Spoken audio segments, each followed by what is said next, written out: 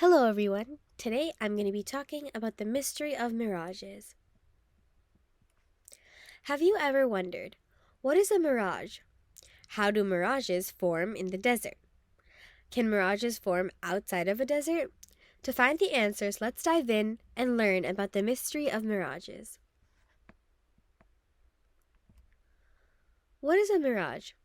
A mirage is an image that looks real but is not really there. This phenomenon is called an optical illusion. Mirages are usually formed by layers of air at significantly different temperatures and thicknesses or densities close to a surface like the ground or a water body. When light passes through these different layers of air, it bends. The bending is called refraction and causes distant objects to be reflected, causing false images. There are two types of mirages. Inferior mirage. This occurs when the air near the surface is much hotter than the air above it. The light bends upwards at the point where the two layers of air meet. Distant objects, like the blue sky, are reflected on the ground. For example, a mirage of an oasis in the desert. The superior mirage. This occurs when the air near the surface is cooler than the air above it. The light bends downwards at the point where the two layers of air meet. Objects appear elevated or floating above their position.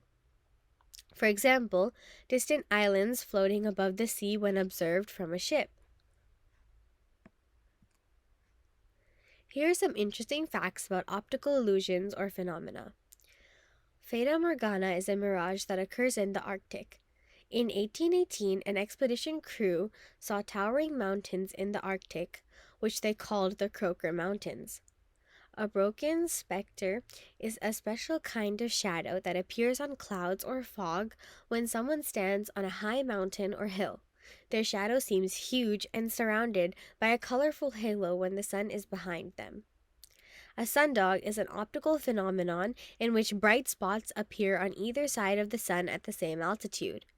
The spots are seen during sunrise or sunset.